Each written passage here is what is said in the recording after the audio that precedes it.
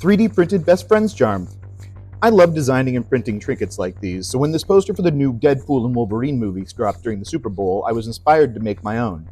I just started teaching a 3D printing after-school class for middle schoolers, and this is pretty much the same assignment I've given the kids, to design something simple like this so we can 3D print it in class. I thought I'd document the process of how I create and print designs like this. I start by importing an image into the app Shaper 3D on my iPad Pro. I draw directly onto the image, tracing it using lines, arcs, splines, and text. A two-dimensional vector-based sketch plane of the image is created. Using the Push-Pull tool, areas of the sketch are extruded into 3 dimensions at different thicknesses. Once all of the pieces are raised to the correct height, they're combined into larger pieces and are rendered in color. The model can be exported as an STL file that can be opened in a desktop slicer program. Prusa Slicer is my go-to program, but recently I've also started using Orca Slicer since it's based on the former, and both are open source software. I like Orca Slicer based on how well it works with my Bambu Lab X1 Carbon 3D printer. Here it tells you how much time the print will take and how much filament it will use. Slicers convert the model into G-code, a file format that the printer uses to execute a print.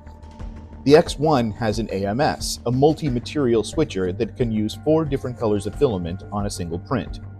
Another nice aspect of projects like this is that it uses very little filament, so you can use scrap leftovers. This is my first prototype, still on the flexible metal build plate. The square upright is a purge tower it uses to make sure the color is completely changed. The lines down front are what the printer uses to calibrate the extrusion of the filament. I liked this prototype, but decided that it didn't need to be this big or have the letters, since even at this size, they don't print cleanly with a 0.4 nozzle on the printer. I removed the words in Shaper 3D and resized the model in the slicer until I found the size I liked. Once I had a final prototype I was happy with, I squeezed as many onto a single plate as I could, 21 pairs of charms. The X1 Carbon can print this plate in 2.5 hours at regular speed, but I sped it up to ludicrous speed and it was complete in about an hour and a half. It took about 3 hours to print the plate twice, unintentionally creating the perfect number of pairs, 42. I won't be selling them, but I'll send you one if you join my Patreon or take my in-person 3D printing class.